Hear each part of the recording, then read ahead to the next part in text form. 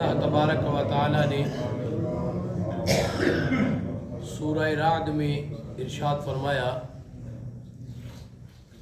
اور وہ جنہوں نے صبر کیا اپنے رب کی رضا چاہنے کو اور نماز قائم رکھی اور ہمارے دیے ہوئے میں سے ہماری راہ میں چھپے اور ظاہر کچھ خرچ کیا اور برائی کے بدلے بھلائی کر کے ٹالتے ہیں، انہی کے لیے پچھلے گھر کا نفع ہے۔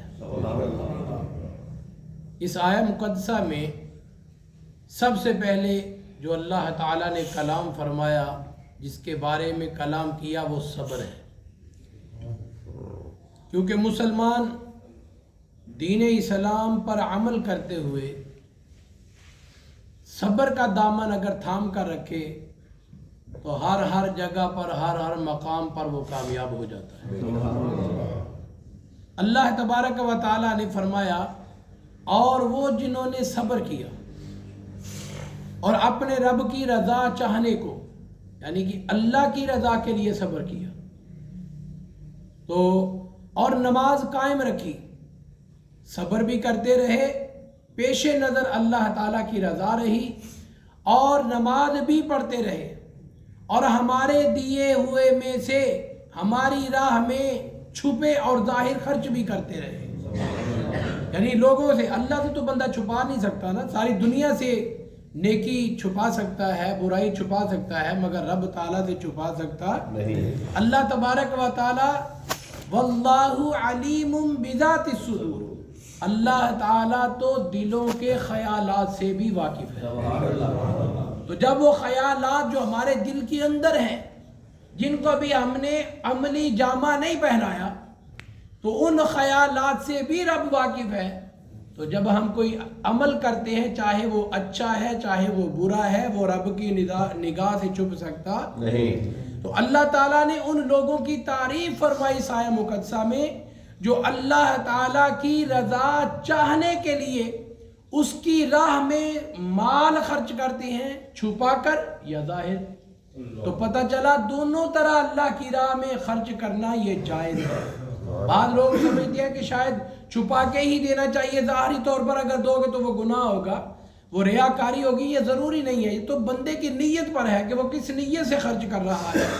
اگر اس کے دل میں یہی نیت ہے، ظاہری طور پر بھی اگر لوگوں کو دکھا کر خرچ کر رہا ہے اس کی راہ میں، تو اگر دل میں یہ نیت ہے کہ یہ اللہ کی رضا کے لیے کر رہا ہوں، یا لوگوں کے سامنے اس لیے یہ عمل کر رہا ہوں تاکہ مجھے دیکھ کر لوگ بھی اس عمل میں شامل ہو جائیں، تو اس عمل کا بھی اسے ثواب ملے گا۔ سبحان اللہ۔ اور فرمایا برائی کے بدلے بھلائی کر کے ٹالتے ہیں، یعنی اگر کسی نے ان کے ساتھ برائی کی ہے، زیادتی کی ہے، تو وہ برائی کا بدلہ برائی سے نہیں بلکہ برائی کا بدلہ نیکی سے دیتے ہیں۔ سبحان اللہ۔ تو حضرت ذی وقار فرمایا انہی کے لیے ہے پچھلے گھر کا نفع، یعنی کہ قیامت کے دن وہی لوگ جنت کے حقدار ہیں جن میں یہ کوالٹی پائی جائے کہ سب سے پہلے وہ صبر کرنے والے ہوں، سب سے پہلے وہ صبر کرنے والے ہوں، اور دوسری یہ کہ وہ اپنے رب کی رضا چاہنے والے ہوں، اور تیسری ان میں بات یہ ہے کہ وہ نماز کو قائم رکھنے والے ہوں، یعنی نماز پڑھنے والے ہوں، ساری زندگی وہ نماز پڑھتے رہے ہوں۔ اور فرمایا اللہ کی راہ میں مال دیتے رہے، چھپا کر یا ظاہر کر کے، اور اگر کسی نے زیادتی کی تو بھلائی کے ساتھ اس کا بدلہ دیتے ہیں۔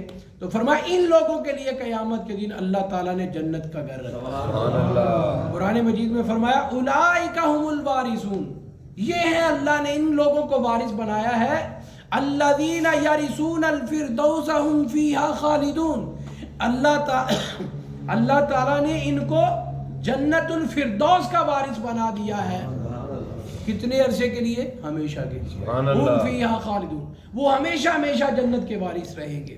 تو حضرت ذی وقار دوسرے مقام پر میرا رب فرماتا ہے سورہ سبا میں، فرمایا وما انفقتم من شیء فهو یخلف وهو خیر الرازقین، فرمایا اور جو چیز تم اللہ کی راہ میں خرچ کرو وہ اس کے بدلے اور دے گا، وہ اس کے بدلے اور دے گا۔ سبھی بولیے وہ اس کے بدلے اور دے گا۔ اگر بندہ مال خرچ کرتا ہے تو اللہ مال اور دے گا، اگر وہ کھانا دیتا ہے تو اللہ رزق اور عطا فرمائے گا۔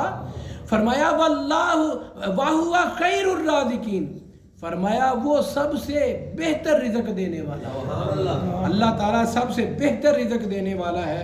تو حدیث مصطفیٰ صلی اللہ تعالیٰ علیہ وآلہ وسلم سماعت کیجئے، یہ مسلم شریف کی کتاب میں، مسلم شریف جو حدیث پاک کی کتاب ہے اس میں یہ حدیث پاک موجود ہے۔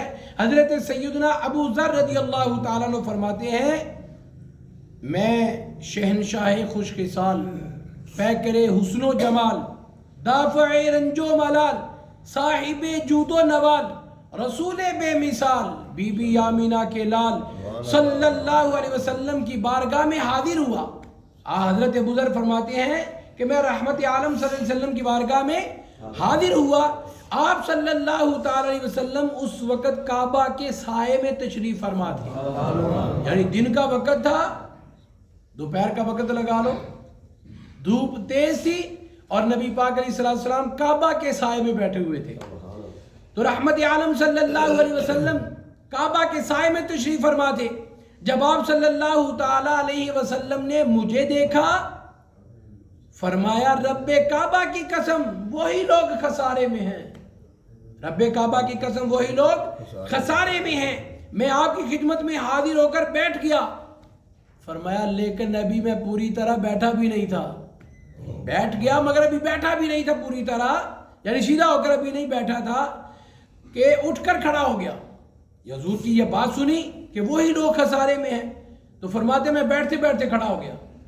رحمت عالم صلی اللہ علیہ وسلم کی بارگاہ میں بادب کھڑا ہو کر میں نے عرض کیا، یا رسول اللہ صلی اللہ علیہ وسلم میرے ماں باپ آپ پر قربان جائیں۔ سبحان اللہ۔ صحابہ اکرام کا کتنا حسین انداز تھا رحمت عالم صلی اللہ علیہ وسلم سے کلام کرنے کا، حضور کو مخاطب کرنے کا، کہ بات کرنے سے پہلے عرض کرتے حضور ہمارے ماں باپ آپ پر قربان جائیں۔ مگر ان صحابہ میں ایک صحابی وہ ہیں، وہ واحد ہیں جن کو نبی پاک علیہ السلام نے فرمایا میرے ماں باپ تجھ پر قربان۔ سبحان اللہ۔ سارے صحابہ یہ کہتے ہیں یا رسول اللہ ہمارے ماں باپ آپ پر قربان جائیں، مگر حضرت سعد بن ابی وقاص رضی اللہ تعالیٰ عنہ جب دشمنوں پر دوران جہاد تیر چلا رہے تھے تو نبی پاک علیہ السلام حضرت سعد کو تیر پکڑاتے اور فرماتے سعد میرے ماں باپ تجھ پر قربان جائے، تیر چلاؤ۔ سبحان اللہ۔ آپ فرماتے ہیں مجھے نبی پاک علیہ السلام نے 100 تیر عطا فرمایا دوران جہاد، ایک ایک کر کے، تو فرمایا میں نے ہر تیر نشانے پر لگایا۔ سبحان اللہ۔ تو نبی کریم صلی اللہ علیہ وسلم کی بارگاہ میں حضرت ابو ذر رضی اللہ تعالیٰ عنہ عرض کرتے ہیں آقا میرے ماں باپ آپ پر قربان جائیں، کون سے لوگ خسارے میں ہیں؟ فرما دیجئے، فرمایا وہ جو بہت مالدار ہوں سوائے اس شخص کے جو اپنے سامنے آگے پیچھے دل کھول کر اللہ کی راہ میں خرچ کرے، مگر ایسے لوگ بہت کم ہیں۔ حضور علیہ السلام نے فرمایا مالدار لوگ یہ خسارے میں ہیں۔ فرمایا سارے لوگ مالدار خسارے میں نہیں ہیں، وہ جو اپنے دائیں بائیں آگے پیچھے اللہ کی راہ میں خرچ کرتے ہیں، یعنی غرباء و مساکین میں جو اللہ کی راہ میں مال خرچ کرتے ہیں، فرمایا وہ لوگ خسارے میں نہیں ہیں۔ اور ساتھ یہ بھی فرمایا ابو ذر اس طرح کے لوگ بہت کم ہیں۔ آپ دیکھ لیں اس طرح کے لوگ بہت کم ہیں۔ اور دوسری حدیث مبارکہ سماعت کیجئے، حضرت سیدنا ابن مسعود رضی اللہ تعالیٰ عنہ سے روایت ہے کہ نبی کریم صلی اللہ تعالیٰ علیہ وسلم نے فرمایا ہم وہی آخری لوگ ہیں۔ کیا فرمایا حضور نے؟ ہم وہی آخری لوگ ہیں جو قیامت کے دن سب سے پہلے آئیں گے۔ ہم وہی آخری لوگ ہیں جو قیامت میں سب سے پہلے آئیں گے، اور بے شک کثیر مال والے ہی قیامت کے دن سب سے پیچھے ہوں گے۔ ہم سب سے آگے ہوں گے حضور فرمایا، اور کثیر مال و دولت والے سب سے پیچھے ہوں گے، اور سارے کثیر مال والے پیچھے نہیں ہوں گے۔ حضور نے تخصیص فرما دی، فرمایا سوائے ان لوگوں کے جو اپنے آگے پیچھے دائیں بائیں دل کھول کر خرچ کریں۔